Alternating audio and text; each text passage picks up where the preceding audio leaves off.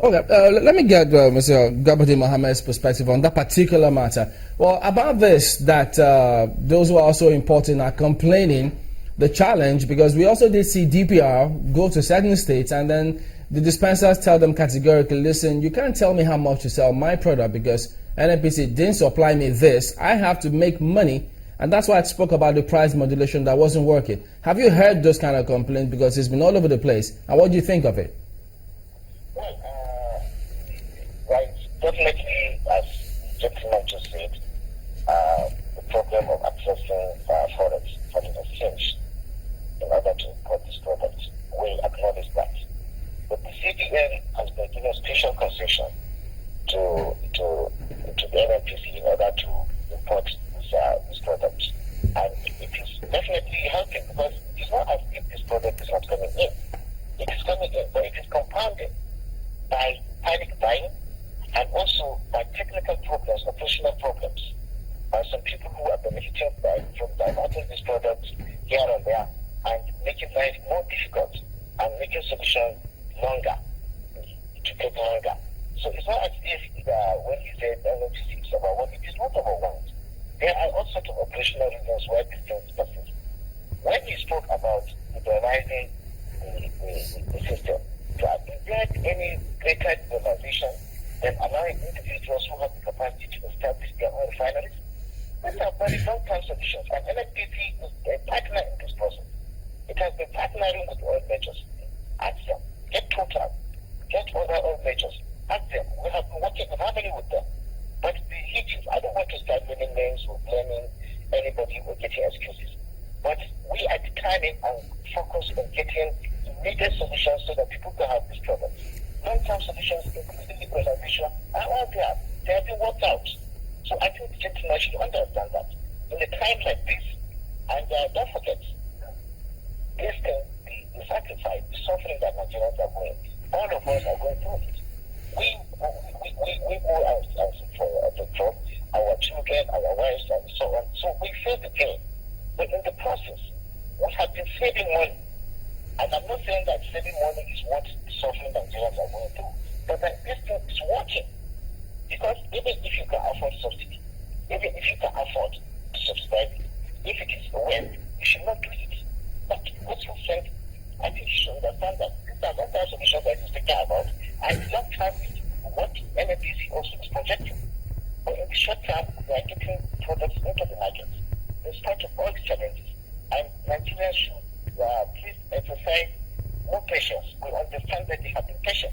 We only call for a little bit. Yeah, but Mr. Garba-deen, the statement that you released, because now you say that you got the capacity to meet the supply challenge and even the demand.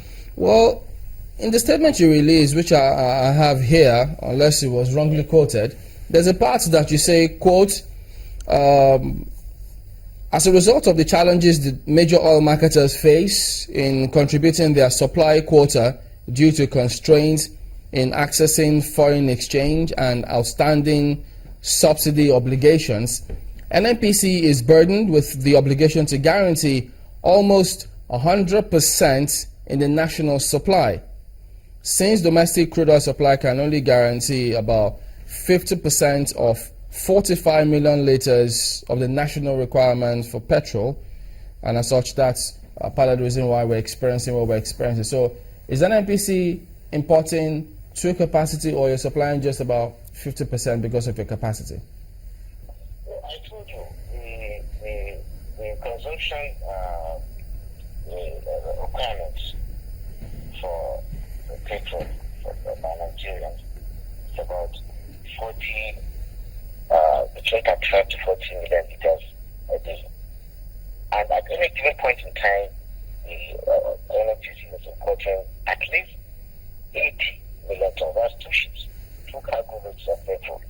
So it is not that they're importing below capacity, but even above capacity. I told you that it is the hitches, the technical hitches, and then the human factor of those, the system that has been operating over the years, which allows all sorts of corrupt practices and crude practices go on, that is compounding this process. And if you give in now, you are submitting to this blackmail by the people who are benefiting from have to fight it. And that is why NFTC and Nigerians, we are in this together.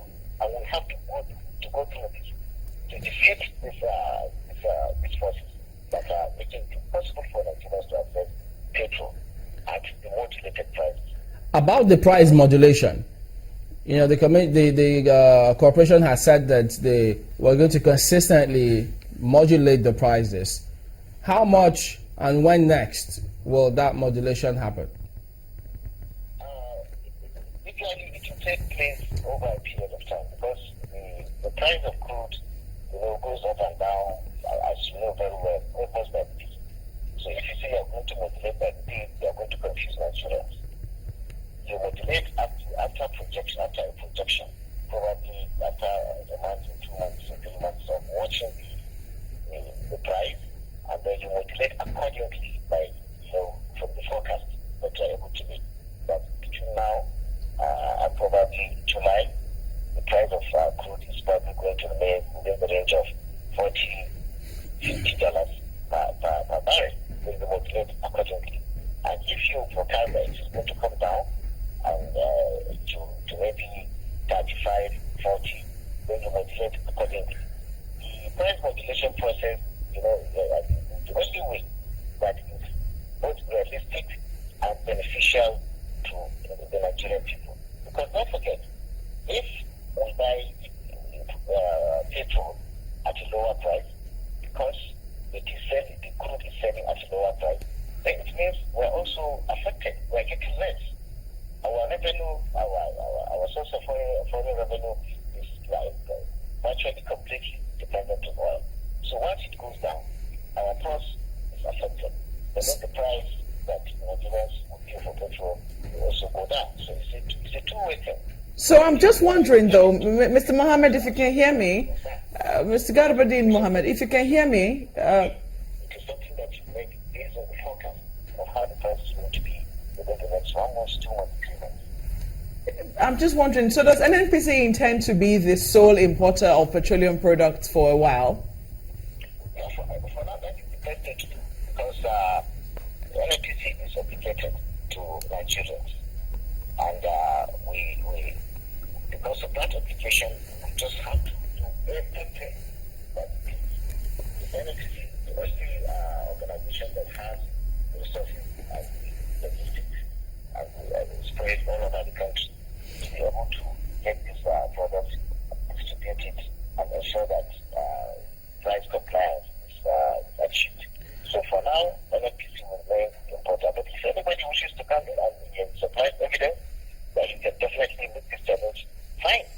That person is welcome. They were not driven out in the first place.